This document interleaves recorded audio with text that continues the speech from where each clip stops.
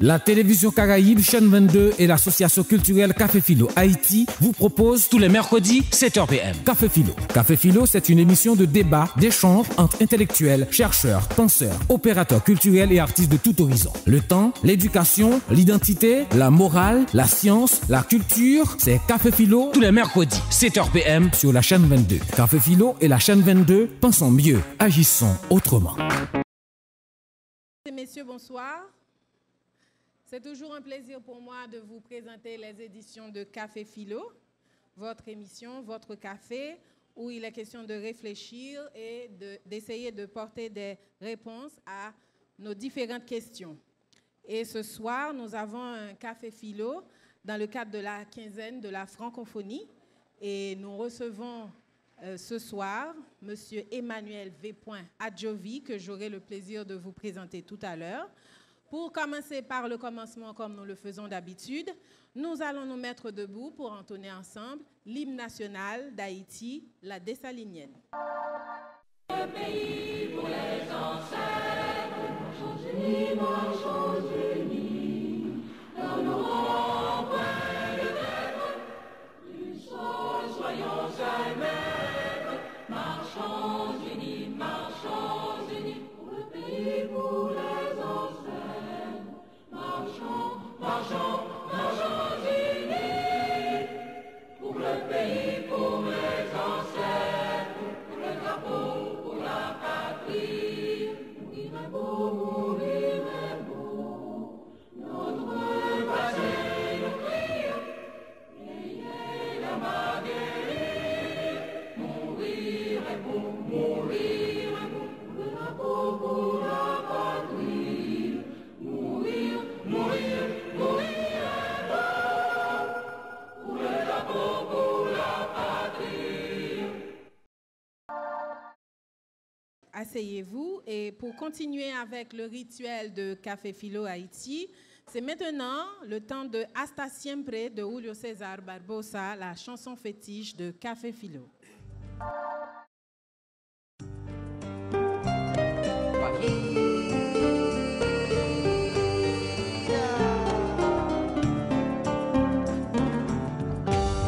Aprendimos a quererte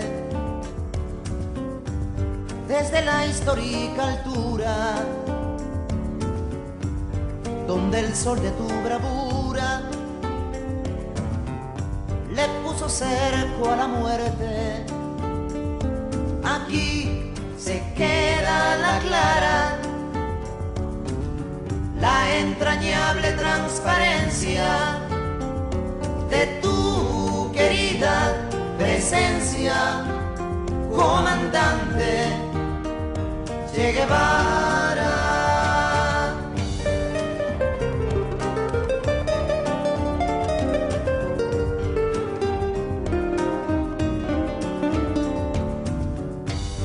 Tu mano gloriosa y fuerte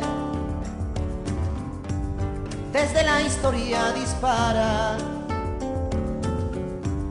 cuando todo Santa Clara se despierta para verte.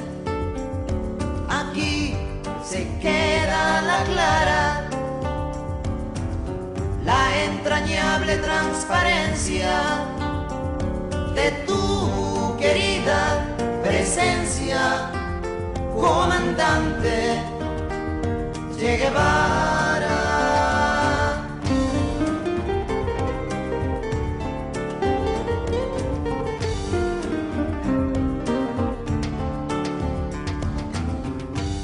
Vienes quemando la brisa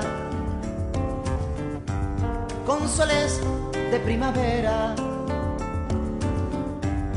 para plantar la bandera con la luz de tu sonrisa. Aquí se queda la clara,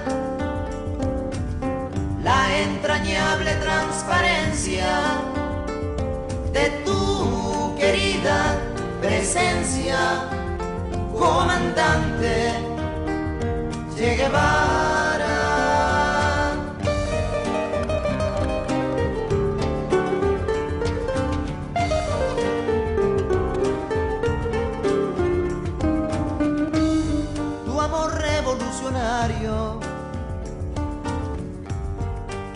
tú sea nueva empresa, donde espera la firmeza de tu brazo libertario.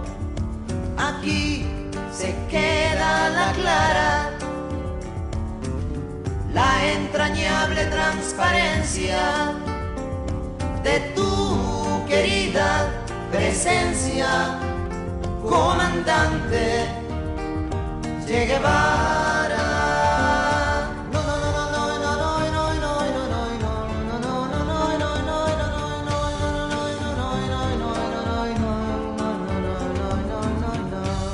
Seguiremos adelante, como junto a ti seguimos, y con Fidel te decimos,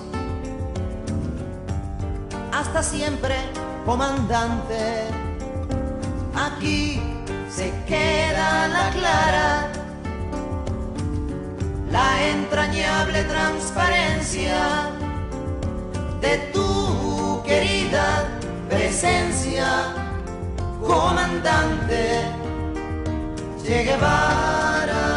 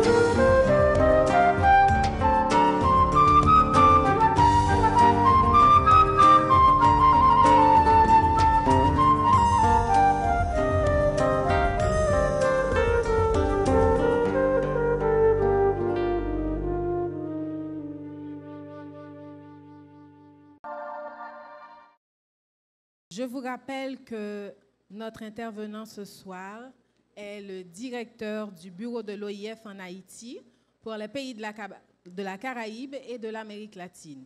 Et en ce sens, nous allons visionner un documentaire qui s'intitule « L'OIF en un coup d'œil ».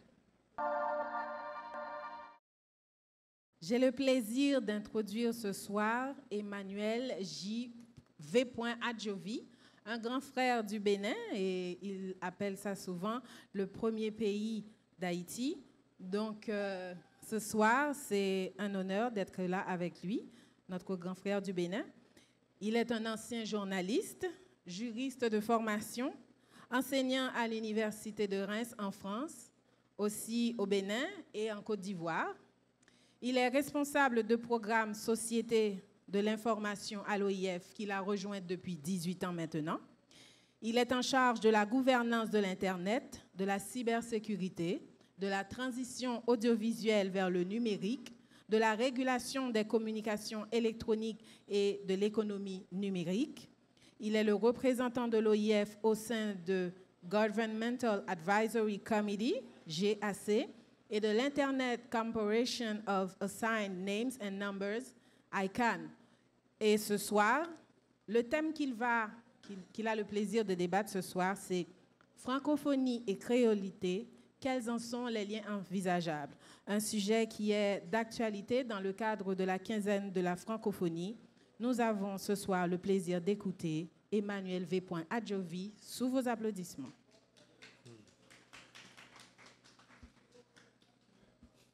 Emmanuel? Merci. Oui, on m'a demandé déjà d'expliquer ce que c'est que ICANN. En fait, c'est l'instance qui se charge de la gouvernance de l'Internet, c'est-à-dire que l'Internet qu'on utilise aujourd'hui fonctionne sur la base d'un certain nombre de règles. Et il y a une instance mondiale qui est une société de droit californien qui a une dimension mondiale qui s'occupe de la gestion d'Internet dans le monde. Donc, j'ai été le représentant de l'OIF au sein de la composante gouvernementale de l'ICANN. Merci. Donc, c'est pourquoi ICANN peut paraître rébarbatif, mais c'est un travail qui se fait derrière avant qu'on ne bénéficie de l'Internet. Bon, ce sont mes compétences en matière du numérique qui m'autorisent à participer à ce titre jusque-là pour le compte de l'OIF. Cela dit, je voudrais commencer mes propos par remercier les responsables de Café Philo qui ont eu la gentillesse d'inviter l'OIF à participer à cette émission célèbre. Et je voudrais leur dire merci pour nous avoir invités à cette émission dans le cadre de la quinzaine de la francophonie. Et il m'a été demandé d'explorer les liens entre la créolité et la francophonie.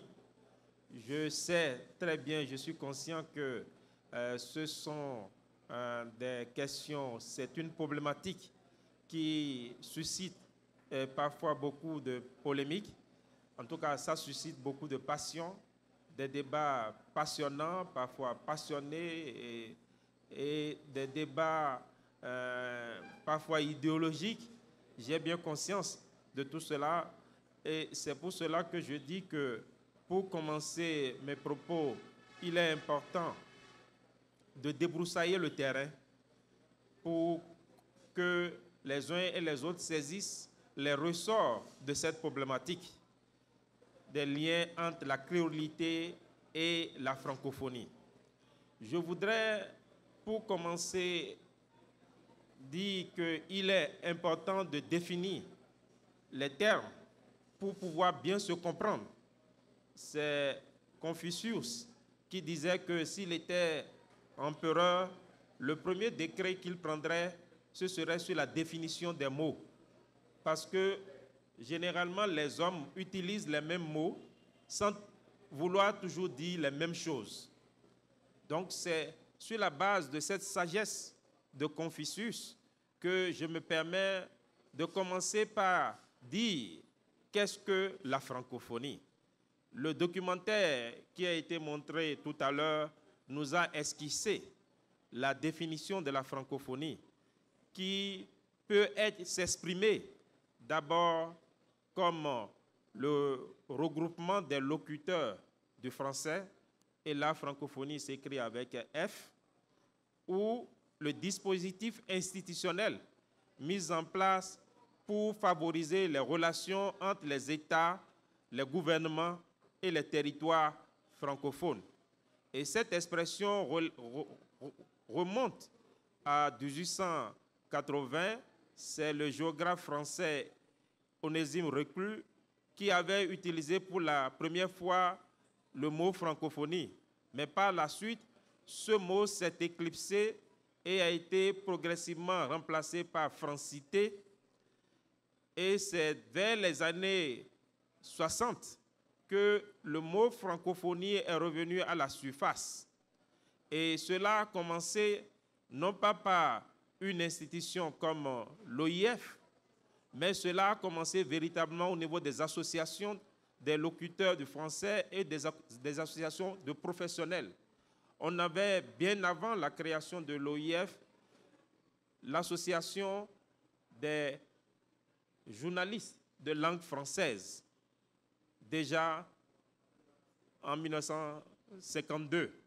Et en 1961, il y a eu également l'association des universités partiellement ou entièrement de langue française, OPEF, OREF, AUF, les gens, c'est ce qui est devenu AUF par la suite.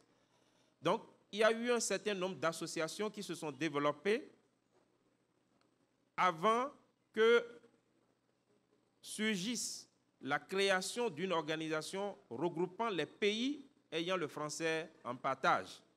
Et l'OIF a été créé en 1970 par les États, c'était 28 États, et Haïti faisait partie de ces États, on peut s'en féliciter.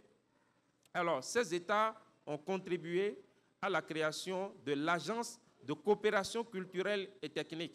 Et lorsqu'on doit même faire l'histoire, on peut se rendre compte que ce sont les États africains qui ont été les précurseurs, parce qu'ils ont créé une organisation qu'on appelle l'OCAM, l'Organisation commune africaine et malgache, et ce sont des chefs d'État africains qui ont été à l'avant-garde, comme l'ancien président du Sénégal, Léopold Sédar Senghor, l'ancien président de la Tunisie, Habib Bourguiba, et il y avait Amani Diori du Niger, et c'est joint à cette équipe le prince Norodom Sihanouk du Cambodge. Ce sont en quelque sorte les pères fondateurs de cette organisation en 1970. Ça fait 49 ans. Cette organisation va célébrer son demi-siècle l'année prochaine. Et cette organisation regroupe aujourd'hui 88 États, comme cela a été indiqué. Certains disent que c'est l'ONU bis ou c'est une petite ONU. Ce n'est pas exactement le cas, mais la particularité de cette organisation, c'est que sa racine première, c'est de regrouper les pays ayant le français en partage. Et cette organisation, aujourd'hui, développe une nation qui démontre qu'il y a un attrait particulier pour la langue française. Cela a été dit, il y a 300 millions de locuteurs de la langue française dans le monde. Aujourd'hui, le français est la 5e langue la plus parlée au monde. C'est la 4e langue d'Internet et c'est la 2e langue enseignée au monde. Donc, c'est une langue attractive, c'est une langue qui mobilise beaucoup de gens, mais je dois dire qu'au-delà de la langue, la francophonie est avant tout un espace culturel, avant de devenir un espace politique, et cela travaille aujourd'hui à devenir un espace économique. Donc, il y a une volonté de faire évoluer cette francophonie dont le dispositif institutionnel a été mis en place en 1970, mais cela a évolué pour devenir Organisation internationale de la francophonie au sommet de Hanoï en 1997. Que dire de cette organisation qui représente cet espace géoculturel? C'est que cette organisation de la francophonie développe des actions de coopération dans 4 domaines, si j'ose dire, dans 4 domaines principaux. Dans le domaine de la promotion de la langue française et de la diversité culturelle et linguistique, dans le domaine de la paix, de la démocratie et des droits de l'homme, dans le domaine de l'éducation, de la formation technique et professionnelle, et enfin dans le domaine de l'économie et du développement durable. Nous développons un certain nombre d'actions, mais je dois préciser que de façon transversale, cette organisation intervient dans le domaine du numérique et accorde une priorité aussi bien pour les jeunes que pour les femmes.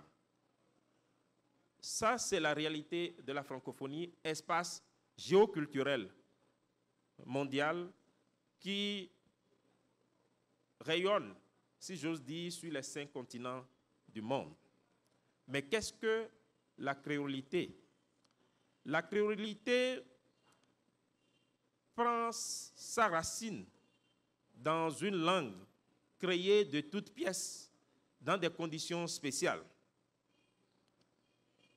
Lorsque l'on remonte le cours de l'histoire, on s'aperçoit que la langue créole, qui vient de creare en latin, est née dans une situation liée à l'esclavage et à la colonisation. Il y avait le Code noir de 1685 qui régissait les relations entre les esclaves et les maîtres. Et ce code interdisait aux maîtres d'enseigner aux esclaves l'art de la lecture et de l'écriture. Donc, les esclaves se sont retrouvés dans une situation telle qu'ils ne pouvaient pas utiliser la langue des esclavagistes. Donc, devaient tout faire pour parler des langues ou une langue. Et comme vous le savez, les esclaves venaient de plusieurs parties du continent africain pour ce qui concerne la traite atlantique et provenaient de plusieurs régions avec plusieurs langues. Ces esclaves ont été amenés à créer leur langue, une langue de toutes pièces, qui est en quelque sorte une synthèse ou un mélange, c'est plus approprié, du français, de l'anglais, de l'espagnol et de plusieurs langues africaines. Certains parlent d'idiome, moi je parle de langue. Il s'agit de langue africaine, pas d'idiome en Afrique. C'est cela qui a permis à ces esclaves de communiquer, d'abord entre eux et ensuite de communiquer avec le maître. Donc, il faut prendre en compte les conditions de naissance de la créolité. Et cela s'est étendu sur l'espace de cet esclavage, de cette situation de négation de l'humanité. Et progressivement, on s'est rendu compte que cela ne se limitait pas simplement à l'espace des Caraïbes, parce que certains pensent que le créole, c'est simplement dans l'espace caribéen. Il y a le créole également dans l'espace de l'océan Indien. Donc, il y a le créole un peu partout. Donc, il y a une créolité, donc une langue créée de toutes pièces. Et cette langue est aussi le réceptacle qui accueillait les souffrances des populations qui étaient dans cet espace, si j'ose dire, concentrationnaire. Créolité et francophonie. Vous vous rendez compte qu'il y a des polémiques liées à l'histoire de ces deux langues. Parce que je vous expliquais qu'au départ, les esclaves ont été obligés de créer une langue. Cette langue leur permettait de communiquer, d'exprimer leurs souffrances et de vivre dans un milieu particulier. Mais il y a un phénomène qui s'est produit au milieu du 19e siècle. C'est que il y a eu un engouement pour la langue française qui a pris le dessus.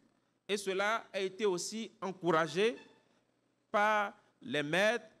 Et même lorsque Haïti a eu son indépendance au milieu du 19e siècle, il y a eu un attrait pour le français et le créole a été mis de côté, a été ostracisé. Cela a amené des acteurs créophones à mépriser leur propre langue au détriment, au profit de la langue de Molière. Ça, c'est l'évolution dont il faut tenir compte. Mais l'intérêt pour le créole est revenu progressivement au XXe siècle. Et je pense qu'un certain nombre de mouvements culturels et politiques ont contribué à cet intérêt pour le créole. Je pense que la négritude a joué son rôle dans cet intérêt pour le créole, mais aussi il y a eu un certain nombre d'acteurs comme Édouard Glissant qui a parlé d'antillanité déjà en 1961. Et cela a commencé par susciter l'intérêt pour le créole, mais dans les années 80, il y a eu un mouvement littéraire et intellectuel développé notamment en Martinique par les Raphaël Confiant, les Patrick Chamoiseau et les Jean Barnabé, qui ont appelé à la prise en compte de la créolité. Donc, ces différents mouvements, ces relations entre la langue française et le créole ont créé des fractures, ont créé des tensions. Et il faut aussi se rendre compte qu'il y a eu aussi une pratique de colonisateurs repris par les néocolonisés, si j'ose dire, et cette pratique reprise par les néocolonisés qui consiste aussi à valoriser le français au détriment de la langue créole. Historiquement, pour revenir précisément dans le cadre d'Haïti, à l'indépendance d'Haïti en 1804, la langue de travail était le français et la constitution haïtienne était rédigée en français. Et il a fallu attendre 1979 pour que le créole soit introduit dans le système scolaire et 87 pour que la langue créole soit reconnue comme langue nationale au même titre, langue officielle, langue nationale, mais langue officielle au même titre que le français. Donc ces relations difficiles entre le français, la langue française et la langue créole amènent certains acteurs à rentrer dans une guerre des langues, dans des conflits de façon régulière qui nous amènent à repositionner le débat et à tirer leçon des expériences antillaises, comme le disait Raphaël Confiant. Je crois que l'expérience de la créolité amène à tirer les 3 leçons retenues par Raphaël Confiant. La première leçon, c'est que la langue française doit s'acclimater dans les pays de son implantation. Et ce n'est pas moi qui le dis, cela se vit de façon concrète. La langue française ne peut plus obéir aux normes uniquement de la France. La langue française n'appartient plus uniquement à la France. La langue française appartient à tous les locuteurs du français. Et j'ai pour habitude de rappeler l'écrivain algérien qui disait que c'était un butin de guerre. Et nous devons nous emparer de ce butin de guerre et lui faire dire ce que nous voulons. Notre vouloir doit plier cette langue à notre volonté, pour reprendre l'expression de Césaire.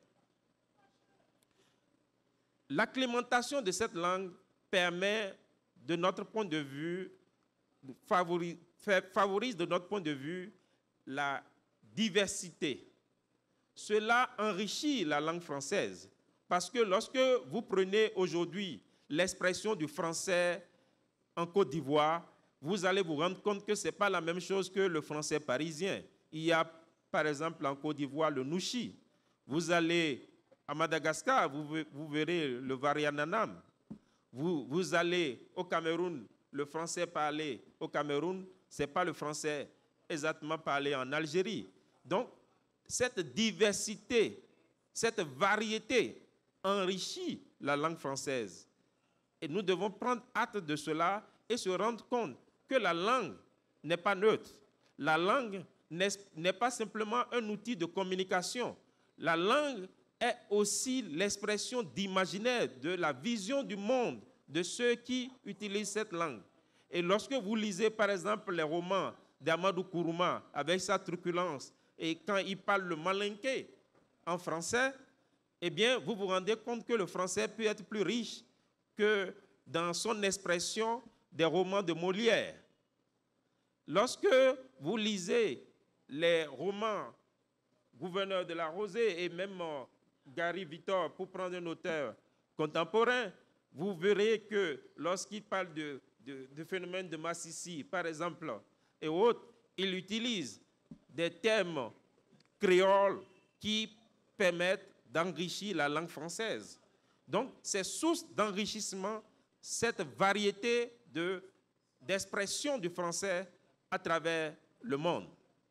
Deuxième leçon qu'il faut tirer, c'est que les langues nationales, comme le créole, comme le fongbe, comme le lingala, ces langues ne sont pas en situation de concurrence de la langue française. Ces langues ne concurrencent pas le français.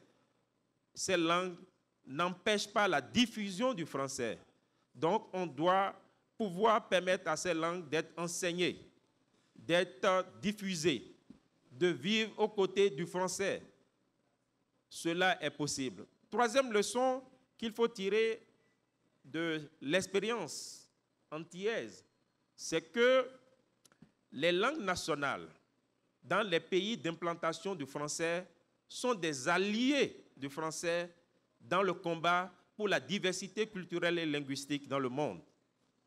Je peux donner un exemple que j'ai vécu personnellement au niveau de l'OIF, c'est le combat pour l'adoption de la Convention sur la diversité des expressions culturelles et linguistiques de l'UNESCO. Il y a une mobilisation de tous les acteurs francophones pour que ce combat puisse se mener pour préserver la diversité dans le monde. Et ce sont des acteurs, les locuteurs d'autres langues dans le monde qui ont milité aux côtés de la francophonie pour faire triompher cette convention au niveau de l'UNESCO. Cela veut dire que dans un monde où l'anglo-américano-saxon prend le dessus, les langues, ce que nous appelons au niveau de l'OIF, les langues partenaires, peuvent être des alliés du français. C'est vous dire que les liens entre la créolité et la francophonie doivent être des liens de complémentarité. Il faut sortir de ce que Jean Prasmas a appelé le bolivarisme collectif, qui consiste à avoir une admiration béate dans le français châtié, parlé au XVIIe siècle et autres. Il faut sortir de la guerre linguistique qui consiste à dire oui, il y a une façon de faire du français qui doit être combattue, donc on doit être dans une guerre permanente. Il faut sortir de l'impérialisme du français également, parce qu'il y a aussi certains qui ont des positionnements qui constituent des positionnements vécus comme des positionnements impérialistes. Il faut développer des relations apaisées et apaiser les mémoires de façon à développer une complémentarité entre les langues nationales et le français. Et l'OIF est définitivement positionné par rapport à cela. L'OIF ne favorise pas dans son fonctionnement l'impérialisme du français. L'OIF est favorable à la diversité culturelle et linguistique. L'OIF développe des programmes pour favoriser le dialogue des cultures. L'OIF dispose d'un programme qu'on appelle École Langue Nationale pour favoriser l'enseignement bilingue, l'enseignement plurilingue. Donc, ces liens sont possibles. Il faut sortir du positionnement de certains qui consiste à s'enfermer dans une seule langue. Leur façon de faire me fait remonter à la surface les propos d'Aimé Césaire, qui disait qu'il y a deux façons de se perdre. Par ségrégation murée dans le particulier ou par dilution dans l'universel. Il ne faut pas se perdre en s'enfermant dans le particulier ou se diluer dans l'universel. Il faut rechercher l'équilibre. Et les recherches aujourd'hui ont démontré que lorsque un enfant fait l'apprentissage dans sa langue maternelle, des éléments de base comme le calcul, la lecture, l'écriture, lorsque l'enfant commence cet apprentissage à la base dans sa langue nationale, cela lui donne les outils pour mieux maîtriser les langues secondes ou d'autres langues. Donc, à partir de ce moment-là, il est possible de construire des complémentarités parce qu'il ne sert à rien de dire, bon voilà, on va apprendre uniquement le Fongbe. Oui, vous allez apprendre le Fongbe. C'est bon. Mais si on apprend uniquement le Fongbe, comment le Fon peut communiquer avec celui qui est créolophone uniquement? Aujourd'hui, grâce à la langue française, un Fon peut partager sa souffrance avec quelqu'un qui est créolophone, par exemple. Donc, la langue française peut être aussi pliée à nos vouloirs, à nos désirs, à nos façons de faire. Il faut penser aussi à cette ouverture internationale parce que je suis souvent frappé par certaines élites qui font preuve de démagogie en disant « oui, on apprend seulement le créole ». Pendant ce temps, ils envoient leurs enfants au Canada et aux États-Unis. Il faut être sérieux.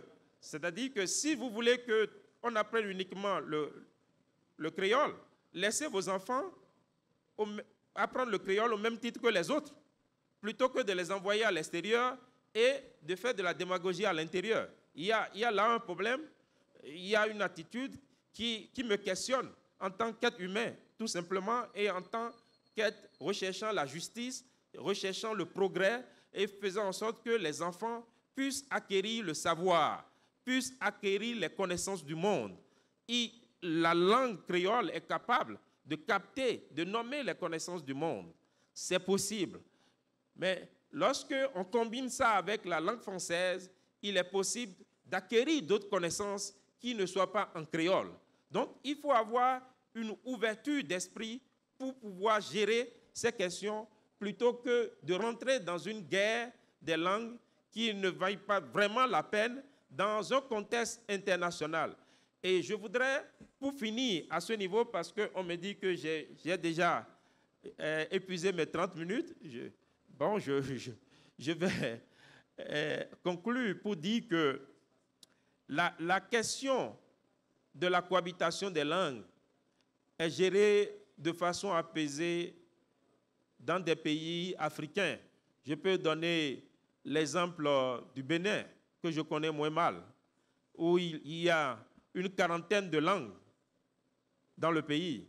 Mais je n'ai jamais vu des Béninois avoir des relations violentes, relations, j'allais dire, de guerre avec la langue française. Mais cela se gère avec intelligence. Peut-être que ce n'est pas la même situation ici, mais les Béninois, les Africains en général, développent le polyglottisme.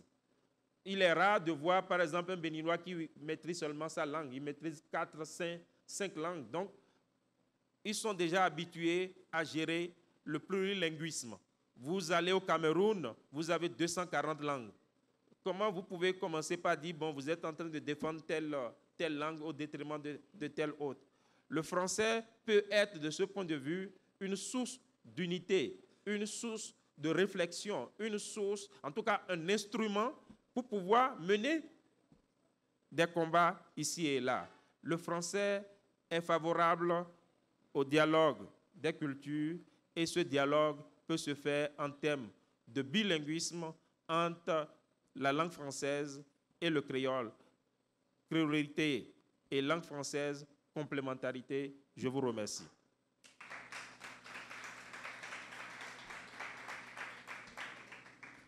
Nous remercions M. Adjovi de nous avoir entretenus pendant les 30 minutes. Nous allons, comme d'habitude, prendre une pause musicale pour revenir tout à l'heure avec les questions des participants. Et la musique qui va nous bercer entre-temps n'est autre que « J'ai à cœur ma planète » de Jean-Jean Roosevelt. On est de retour avec la session des questions-réponses. Vous allez avoir le plaisir de poser vos questions et M. Adjovi va répondre. Et on aura 2 séries de ce soir. On va appeler John Mike Kelly Clérin, Dalaï Cham et Emmanuel Laurent pour la première série. Et en attendant que vous arriviez, moi, je voudrais demander à M. Adjovi.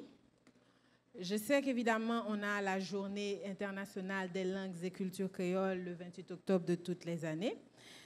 Maintenant, j'aimerais savoir, selon vous, quels sont les mécanismes qu'on pourrait utiliser pour valoriser la créolité par rapport à la créophonie dans le contexte politique actuel.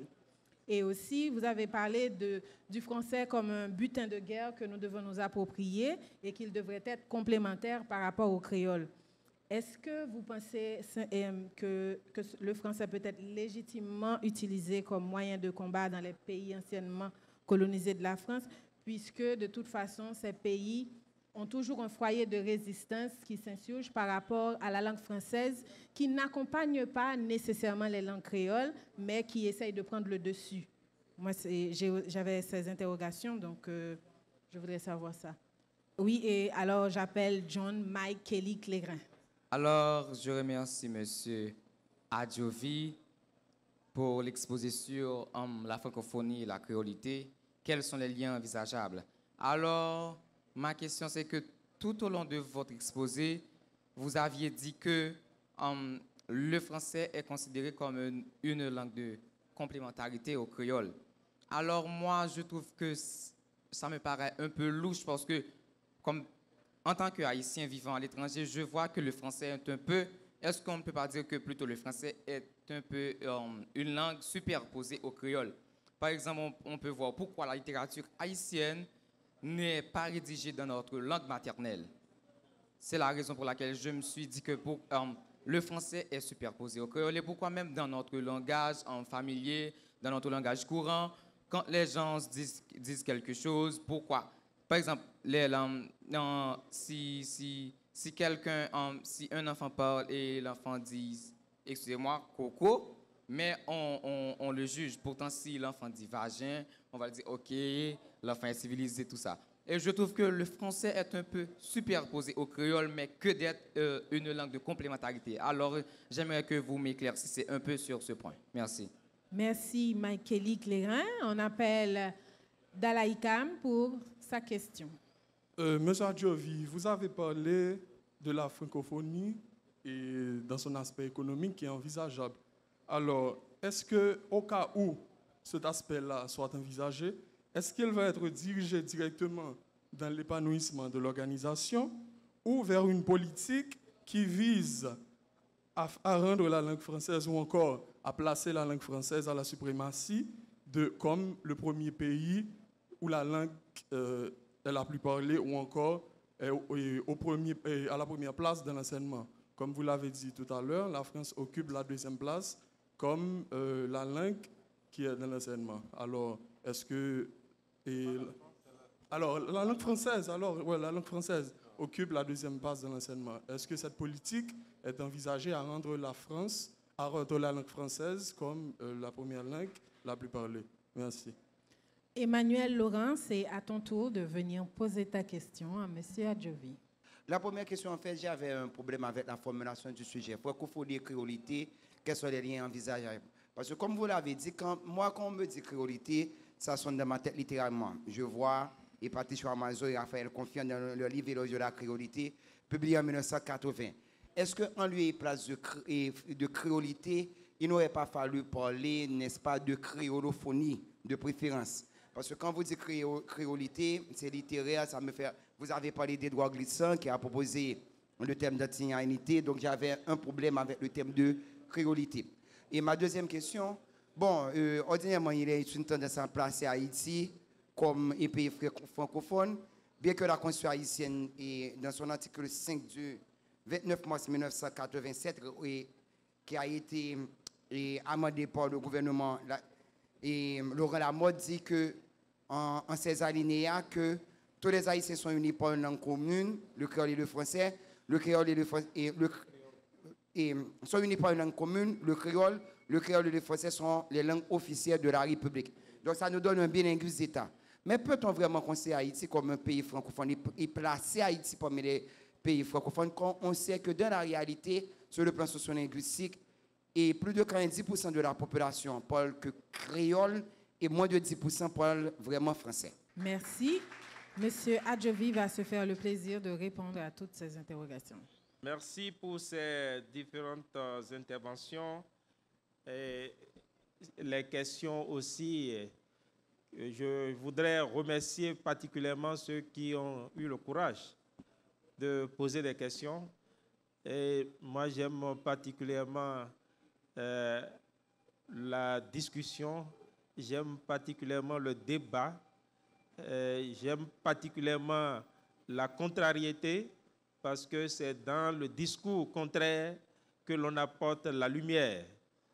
Et cela permet aux uns aux autres d'exprimer son point de vue ou ses opinions, et cela assure une liberté d'expression et en même temps, cela permet de produire de la connaissance.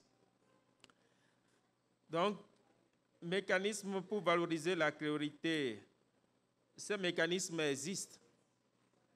Ces mécanismes, j'ai parlé par exemple au niveau de l'OIF, d'un programme qu'on appelle École et langue nationale. Ce programme vise essentiellement à favoriser l'introduction des langues et ça vise à faciliter, à favoriser l'amélioration de la qualité de l'enseignement par l'introduction des langues nationales. Parce que vous n'êtes pas sans savoir que dans plusieurs pays, on introduit les langues nationales dans le système éducatif sans se préoccuper de la formation des enseignants qui vont enseigner ces langues nationales, sans se préoccuper de la mise en place des dispositifs, j'allais dire, des outils pédagogiques et didactiques qui permettent à ces enseignants d'être efficaces.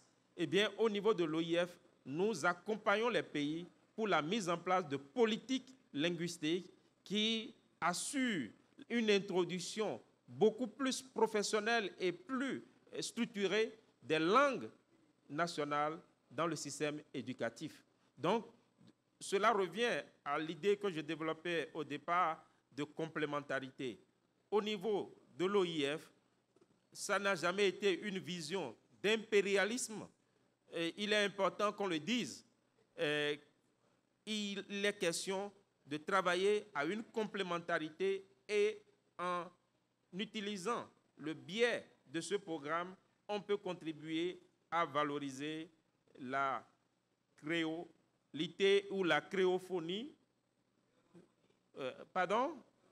créolophonie, si on le souhaite.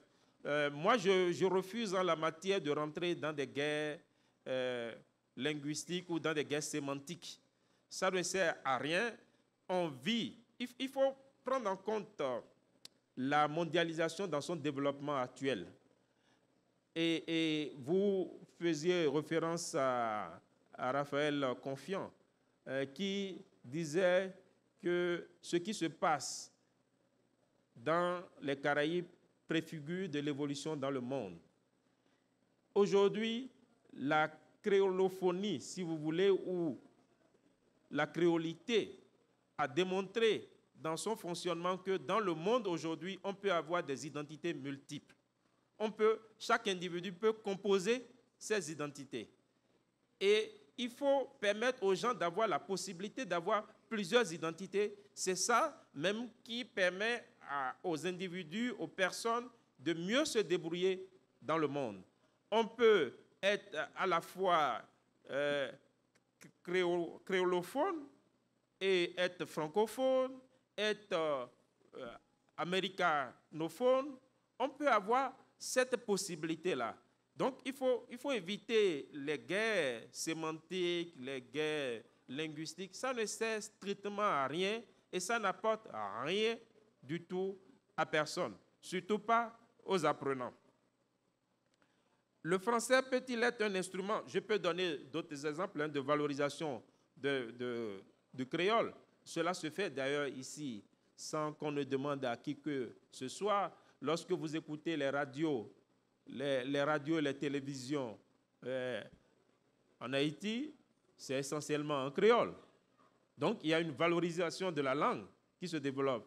Mais il reste effectivement que sur le plan de la littérature, il y a un effort à faire pour développer de plus en plus de romans, de nouvelles, de pièces de théâtre. En tout cas, développer une littérature abondante en créole. Mais pour cela, il faut une politique linguistique.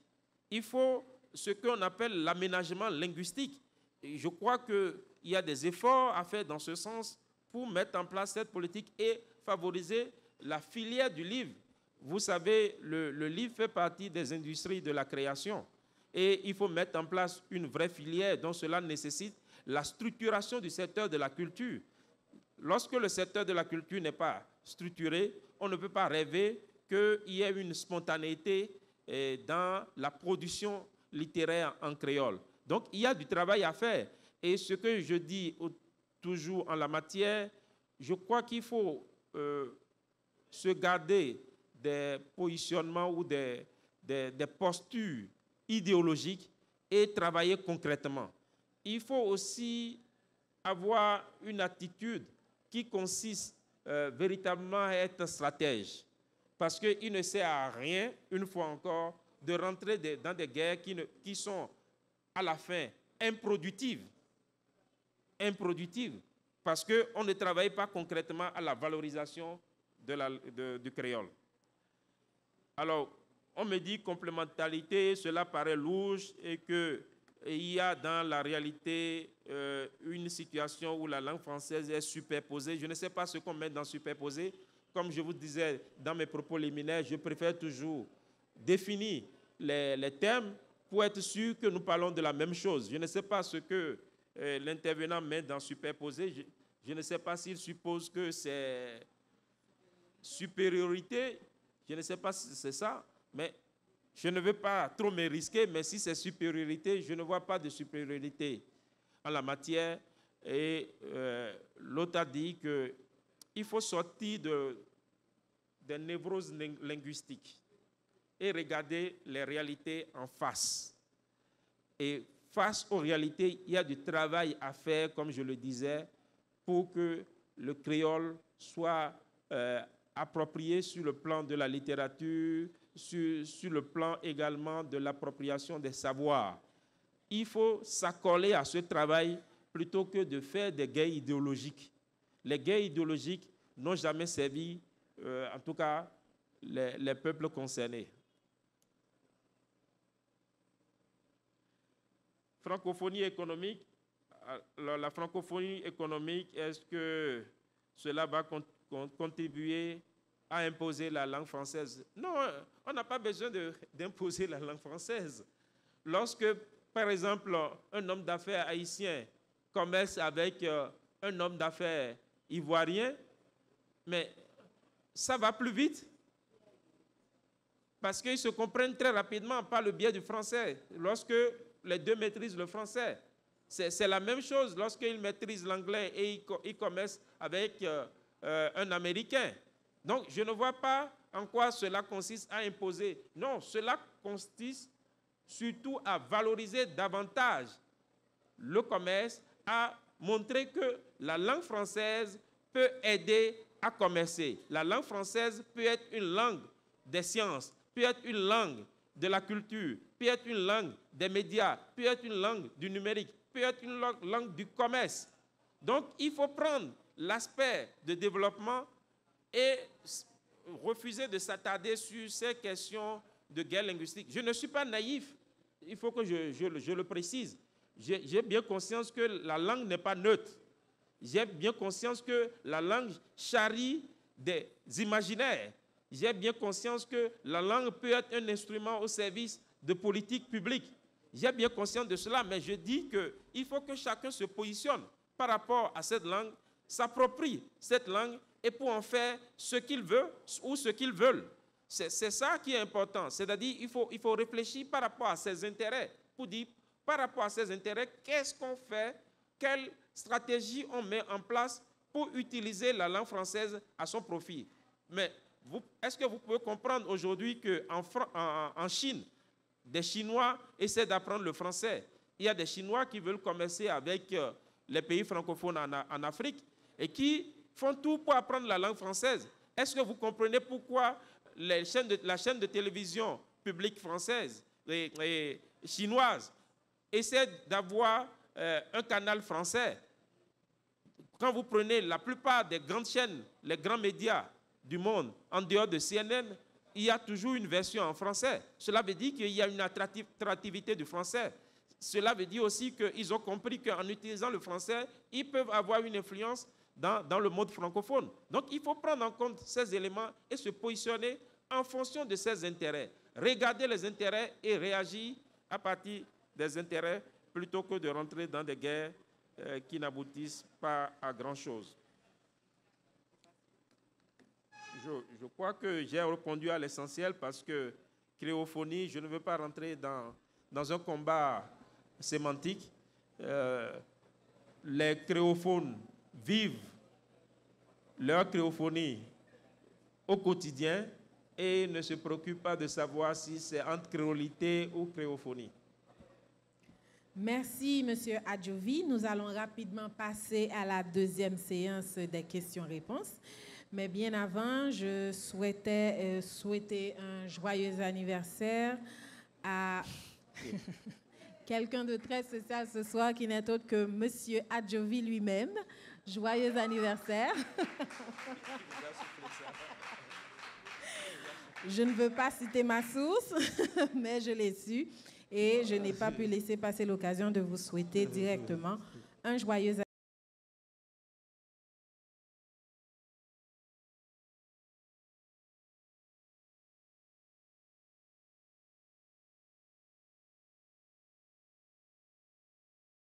Je commence d'abord par vous féliciter, intervenants et modérateurs, et également féliciter Café Philo qui généralement organise de très belles activités. Je n'ai pas vraiment une question, mais beaucoup plus un commentaire par rapport à la thématique du jour.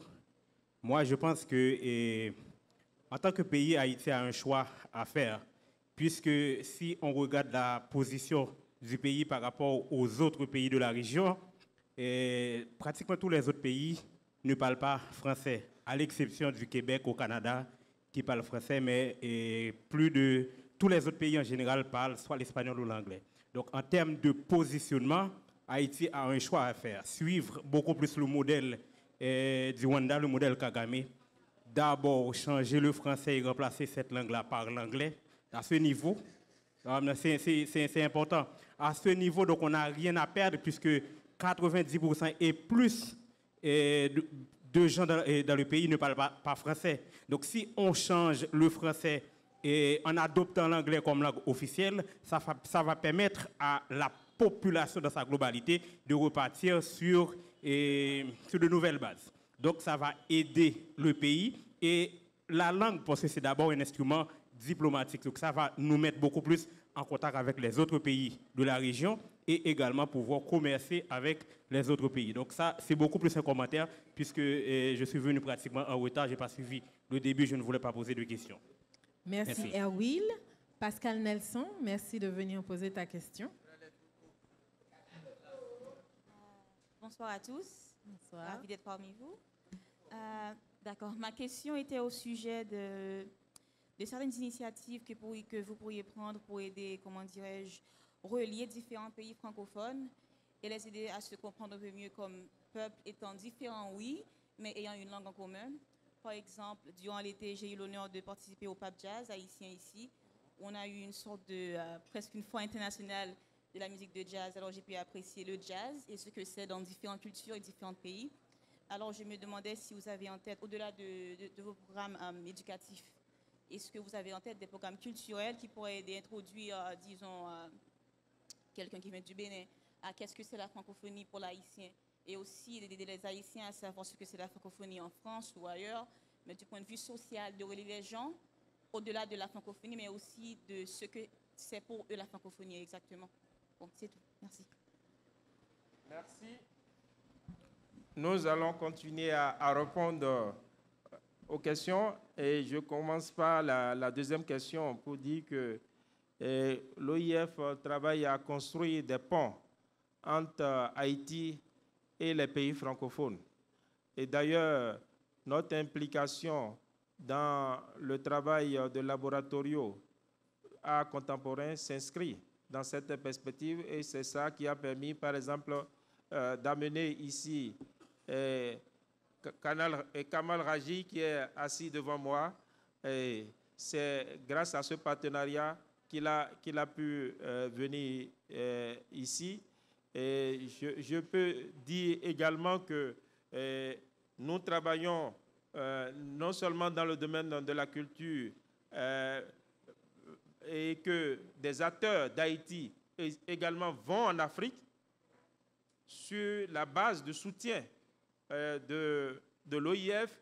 Je crois que Hérol Josué a été au Bénin et il y a beaucoup d'autres acteurs de la culture. J'ai rencontré des musiciens ici qui m'ont parlé de leur production, de leur prestation au Bénin. Donc ce travail-là se fait et ce travail va se renforcer sur le plan de la culture. Mais nous allons plus loin. C'est-à-dire que sur le plan économique également, nous travaillons à l'interconnexion des régions francophones pour faire en sorte que les acteurs de l'économie des Caraïbes puissent être en discussion, en relation avec des acteurs aussi bien en Afrique qu'en Europe, qu'en Asie. Et ce travail a commencé en décembre dernier. Vous avez peut-être entendu parler du forum sur l'entrepreneuriat qu'on a organisé ici. On a fait venir beaucoup d'acteurs africains, notamment des acteurs, des incubateurs, des responsables d'incubateurs d'Afrique qui étaient venus ici et qui ont travaillé avec l'incubateur Bange et l'incubateur public qui constitue Alpha Haïti. Donc, ce travail-là va continuer aussi dans le domaine du commerce. Nous voulons, je ne dévoile pas encore les secrets, mais je dirais tout simplement que nous voulons faire en sorte que le commerce entre les États francophones se développe et que Haïti puisse profiter aussi des expériences d'un certain nombre de pays africains en matière de mise en place de filières économiques. Donc, le travail de l'OIF vise, comme je le disais au départ, à mettre en place des passerelles, à construire des ponts. Et cela permet de répondre à la première question qui dit, bon, ou le premier commentaire, je crois qu'on est dans un espace libre, hein, chacun peut dire son point de vue. C'est un point de vue que je ne partage pas, parce que ce point de vue ignore l'histoire d'Haïti et que ce point de vue prend en compte ce qui s'est passé au Rwanda de façon partielle. C'est-à-dire que je crois qu'il faut informer les gens de façon plus renseignée. Au Rwanda, le Rwanda n'a pas éliminé la langue française. Le Rwanda a ajouté au système éducatif l'anglais. Donc, aujourd'hui, on continue de parler le français au Rwanda. Et les Rwandais me disent même que si dans l'administration beaucoup parlent anglais, à la maison, la plupart des gens parlent français. Et il faut prendre en compte les circonstances historiques particulières du Rwanda, des circonstances historiques particulières qui ont amené le Rwanda à se positionner pour l'anglais. Au niveau de la francophonie, on n'a jamais été contre le plurilinguisme. Il y a des États francophones qui sont bilingues. Vous prenez le Cameroun où on parle l'anglais et le français. Ça n'a jamais posé de problème. Mais commencez pas à dire oui, il faut changer totalement le français en ignorant l'histoire pour dire bon voilà, il faut se livrer à l'anglais. Ce positionnement ne me semble pas du tout approprié et ne correspond pas aux intérêts du pays. Et cela suppose, pour même prendre une autre langue, cela suppose beaucoup de travail à faire derrière, beaucoup d'investissements. Je crois que les moyens d'Haïti doivent être concentrés autrement sur le français et le créole pour permettre à Haïti d'avancer sur ses deux pieds. Je vous remercie. Merci. Un remerciement spécial aux participants, aux habitués et aux invités de Café Philo de ce soir. Salutations à Raji Kamal, l'invité du Laboratorio qui est en Haïti pour sa tournée.